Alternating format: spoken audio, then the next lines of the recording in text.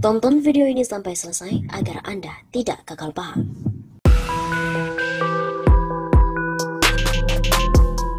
Halo Sobat Nabi Safa, kembali lagi bersama dengan kami untuk mengulas fakta-fakta perpolitikan dan juga informasi terkini di tanah air. Puan Maharani disebut-sebut akan bernasib sama seperti Giring PSI. Pengamat politik dari Universitas Al-Azhar, Ujang Komarudin menilai gaya komunikasi Ketua DPP PDIP Puan Maharani justru akan dinilai tidak bagus dan justru menuai respon negatif dari publik usai menyindir calon presiden yang hanya bermodal tampang hingga cuma eksis di media sosial atau medsos. Gaya komunikasi Puan akan dianggap tidak bagus karena akan memantik respon yang negatif dari publik kepadanya, kata Ujang saat dihubungi pada Sabtu 30 April. Menurut Ujang, seharusnya Puan memiliki gaya komunikasi yang bisa menaikkan elektabilitasnya, bukan justru sebaliknya melakukan serangan kepada lawan politiknya. Menyerang itu sesuatu yang tidak baik dan itu akan membuat lawan politik menyerangnya dengan baik. Begitu tuturnya. Ujang lantas memberikan contoh di mana orang yang memakai gaya komunikasi politik menyerang lawan justru malah mendapatkan respon negatif. Gaya tersebut dipakai oleh Ketum PSI Giring Ganesha terhadap Gubernur DKI, yaitu Anies Baswedan. Lihatlah gaya Giring menyerang Anies, bukannya Giring dapat nilai plus tapi dibenci oleh publik. Itu pun sama akan menimpa Puan jika Puan terus-menerus menyerang dari lawan politiknya. Diketahui Puan Maharani memberikan nasihat terkait dengan pemilihan capres di Pilpres 2024. Ia menghimbau masyarakat agar memilih sosok capres yang benar-benar mencintai Indonesia. Puan kemudian juga menyinggung soal masyarakat yang lebih memilih capres tampan daripada melihat kinerjanya yang baik. Kenapa saya ngomong ini? Kadang-kadang sekarang kita ini suka yowis lah dia saja asal ganteng.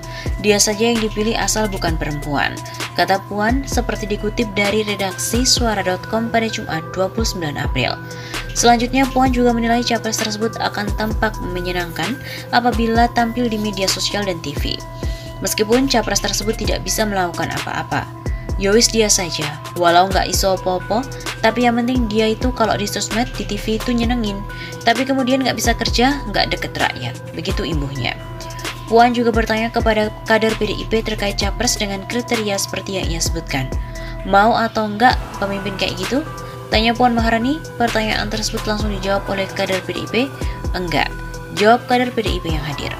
Kemudian Puan bertanya kepada para kader dengan melihat capres tersebut. Apakah memiliki perhatian terhadap rakyat Wonogiri atau tidak? Pernah nggak ketemu sama dia? Pernah nggak dia datang ke daerah ini, misalnya ke Wonogiri? Kalau ke Wonogiri ngapain? Ngebantu atau enggak? Soan atau enggak? Ketemu nggak sama PDIP? Ketemu nggak sama rakyat PDIP yang ada di Wonogiri? Ketemu nggak sama rakyat Wonogiri? Begitu ungkapnya.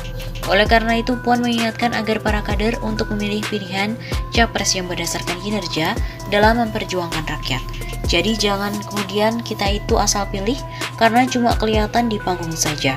Panggung itu panggung media, panggung TV, panggung sosmed, tapi pilih orang yang betul-betul pernah memperjuangkan kita, pernah bersama-sama kita, pernah bergotong royong sama kita.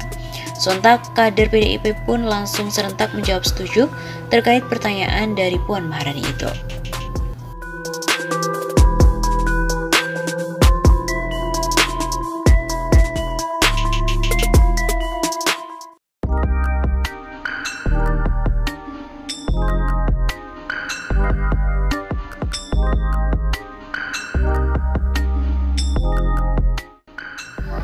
Puan Maharani selaku Ketua DPR dan juga Ketua DPP PDIP sulit menyatu dengan masyarakat karena elektabilitasnya masih rendah. Puan sulit menyatu dengan masyarakat, elektabilitas masih rendah. Elektabilitas Ketua DPR Puan Maharani hingga saat ini masih sangat rendah karena sulit menyatu dengan masyarakat. Rendahnya elektabilitas Puan tentu disebabkan oleh banyak faktor. Pertama, Puan sulit menyatu dengan masyarakat, meskipun Puan sering menemui masyarakat, namun tetap berjarak.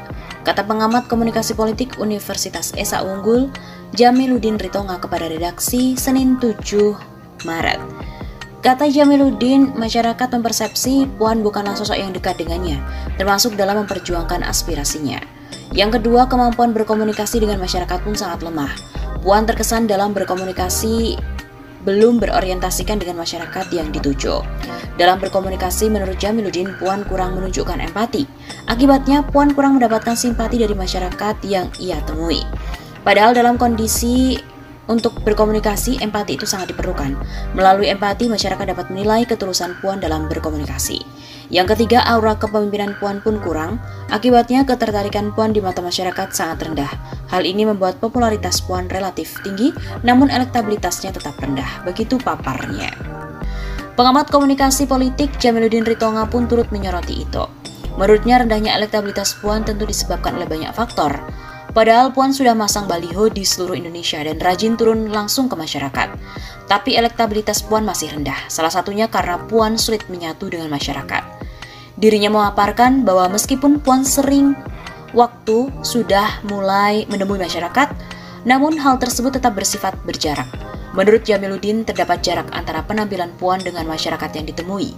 Akibatnya masyarakat menjadi tidak terlalu respek terhadap Puan.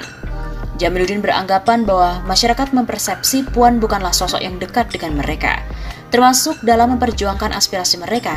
Selain itu, kemampuan berkomunikasi Puan dengan masyarakat juga dianggap lemah.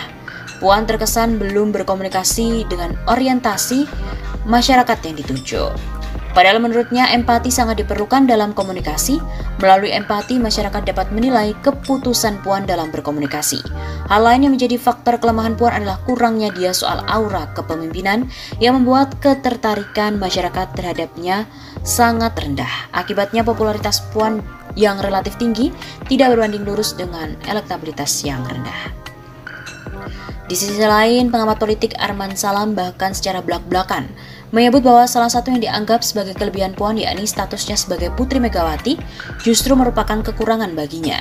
Menurut Arman, alasan Puan sulit memperoleh elektabilitas tinggi di lembaga survei disebabkan bayang-bayang Megawati itu sendiri. Hal ini bisa saja karena nama Puan yang masih terkesan sebagai anak emak, artinya publik masih melihat Puan belum bisa mandiri selalu dibayangi oleh Megawati.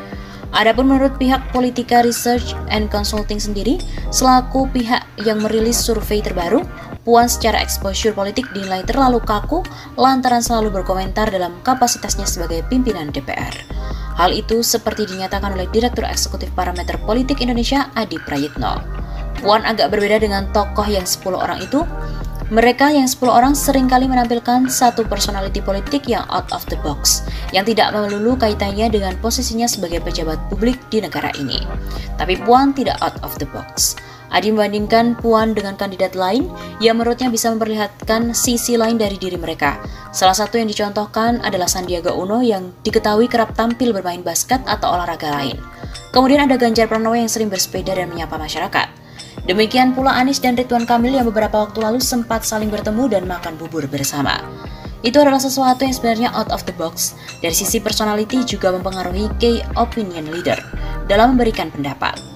Selain itu, Adi juga menyebut bahwa ekspos media terhadap Puan juga kurang kuat dibandingkan dengan kandidat yang lain. Meskipun Puan sudah melakukan berbagai langkah politik menuju Pilpres 2024.